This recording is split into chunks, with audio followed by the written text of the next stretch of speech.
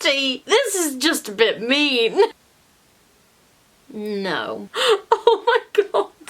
This feels a little judgy. Hi friends, how are you? I hope that you're very, very well. Whoa, I've not done a video in so long. I think this is the longest break I've potentially ever taken from YouTube. A couple of reasons. Mainly though, I've had really bad tonsillitis. I do still have tonsillitis and it's been like a really, really bad case of it. I've had it for over 4 weeks now. It's not the vibe. So basically I haven't really been able to speak. I've been super drained. But anyway, let's forget about it. Let's get on to the video. So a couple of weeks ago, I asked on my Instagram for some unpopular opinions. I've not done one of these videos in ages. I'm going to go back into my Instagram stories archive. If you want to be included in a unpopular opinions, I always ask on my Instagram, so that's the place to follow. Okay, starting out strong, we have people excited about Jagged Little Pill whilst forgetting the damage the show's done so far is worrying. So if you don't know, Jagged Little Pill is coming to the UK. It's going to open in the West End. I have done a couple of videos on Jagged Little Pill's problematic history and the way that they've treated cast and fans surrounding the character Joe. I won't go into it all here, but I will leave a link to the video at the end.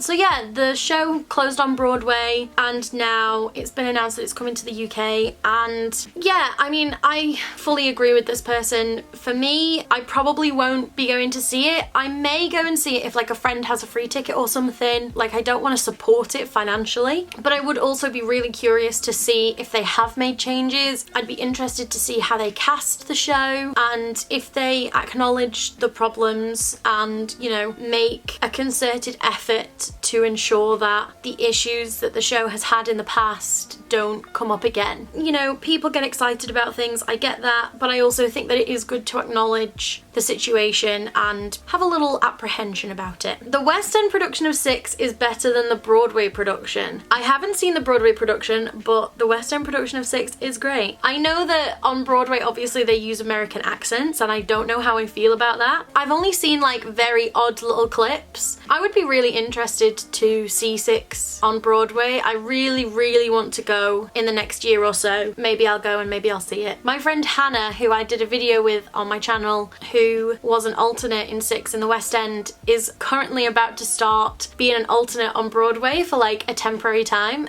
which is very exciting, but she's going to be doing an English accent. So it will be really interesting to see the mixture of accents on stage. I don't know, very intrigued. I would really like to see it. Modern musical theatre is due a massive overhaul sound-wise away from the poppy sound. Listen, we all know I love contemporary pop musical theatre. I love it. I will eat that shit up all day long. But I also somewhat agree, because I feel like, yes, music changes and ebbs and flows in time with audience appetite or whatever, but I also think that a lot of musicals that come out now kind of sound the same, and I would love it if there was a new show that sounded a bit different, you know?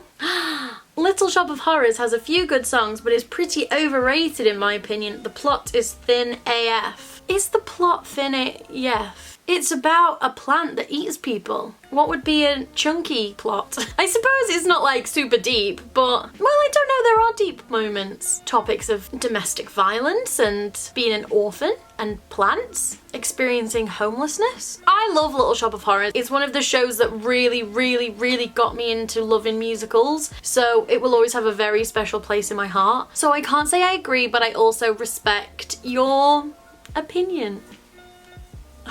Please what? Please don't treat the theatre like your home. Don't take off your shoes and socks and feet on chairs. I don't think I've ever seen anyone do that, but yeah, don't do that. Just from a hygiene standpoint, nobody wants your feet on those nice theatre seats. Feet off the seats. By the way, do you like my rug? I bought one of those children's rugs that's like got roads on it. People are like, what have you been doing the last month or so? I bought that rug. I'm kind of over Heathers, to be honest.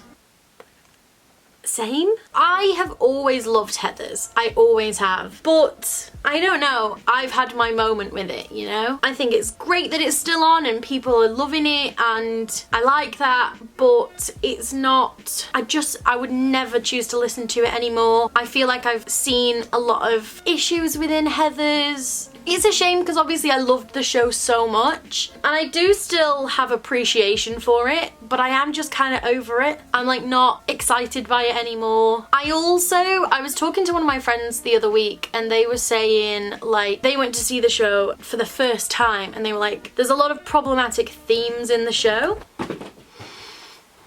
My cat has gone wacko today. Yes, it was written in the 80s and it's set in the 80s, but we're still laughing at those jokes in 2022. And it's things like Martha Dunstock is constantly made fun of because of her weight. That's the character, we accept it. But then she tries to unalive herself, comes on stage in a mobility scooter, and the fact that she's in a wheelchair is a punchline. And I'm a bit like, why is somebody being in a mobility scooter a punchline? It's not, and it shouldn't be. And the fact that like we sit there and think it's oh so funny is very ableist. I think that's a problem. And you know, the casual homophobia, and I don't know, like I think there is a lot of problematic things in Heathers that I like to think of myself as pretty socially aware, and I hadn't even thought of them. So I don't know, I'm sure that some people are going to be like too politically correct or whatever, but at the end of the day it's 2022 in a theatre that's supposed to be a very inclusive place, and we're watching people make fun of disabilities. The artwork for Cinderella,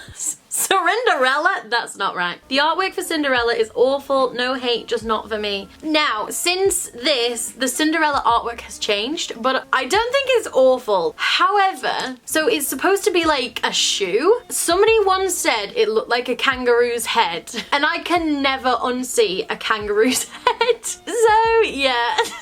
Tell me, do you see it? Do you see a kangaroo, like a kangaroo's head from the side? All I see is a kangaroo. All shows should have a sensory-friendly and sign language interpreter nights. Totally agree, 1000%. It's my job at my work to book in access performances, and it's unbelievable how many shows don't have access performances and aren't making those steps, but also there are some great companies out there who are providing captioned performances, relaxed performances, audio described, signed, and I do hope that in the next few years they will keep progressing and they will be more commonplace, and 1000% agree with you. Dear Evan Hansen is romanticizing mental health, not my opinion. I'm confused because I asked for your opinions.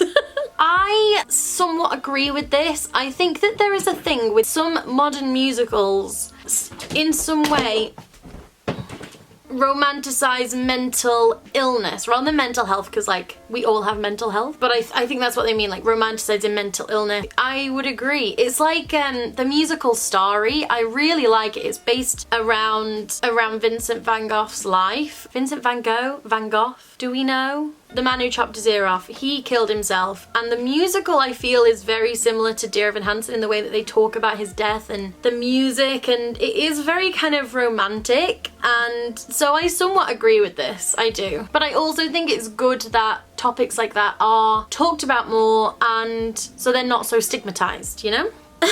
Being just a singer and actor in musical theatre is not good enough. This feels a little judgy.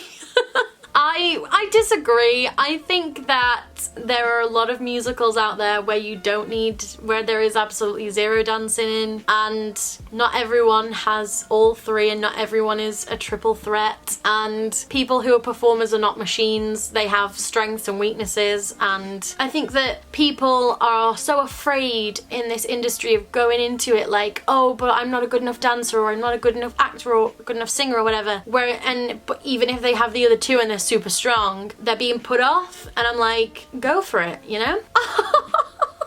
Oh my god. We should tell people if they're pursuing a career in the arts not to if they're not good. Oh, bestie, this is just a bit mean. I would have to disagree, only because art is subjective. What some people think is great, other people think isn't great, and if somebody is passionate about something and loves it, then they should go for it, and it isn't up to us to tell people if they're good or not. As much as theatre should be accessible, it's still a business and people need to be paid. I presume this is more about financial access than like I was talking about access in regards for visually impaired people people and those kinds of things. I understand this viewpoint, I really do. And I do think that people need to be paid, and I think that casts need to be paid appropriately. But I also think that there is a huge disparity in ticket prices and people who are receiving the money from those profits. Ticket prices have escalated so much in the last few years, whereas the wages that performers are being paid have not risen at an even level. You know, it's not like you used to be able to go and see Wicked for 50 quid and now it's 100 quid, and it's not like somebody used to be paid £500 a week and now they're paid £1,000 a week. It's not the same level of inflation. You know, there are producers who are taking home big bank balances. Yes, the cost of everything has risen, so like keeping theatres open and whatever is expensive still, but I also think that there are more things that could be done to make theatre more accessible from a financial standpoint for people. It's like Hamilton, right? One of my friends went to see Hamilton a few weeks ago. They'd booked for the top level of the theatre, and because it hadn't sold out, they moved them down to further in the theatre. The thing is that Hamilton could have done £10 tickets, put it out, £10 tickets for tonight's show, filled that with people who would not get a chance to see Hamilton any other way, would have all been able to go and see the show, they'd have had a full theatre, they'd have made a little bit of money, and I just think that's not smart business, and you would be making it so much more accessible. If you've got an empty show, whack out a bunch of tickets for 10 quid each. £10 to see a West End show is a damn good deal. I won't even say it's reasonable because it's cheap, you know? So I do think there is more that could be done. Wow, that was really ranty.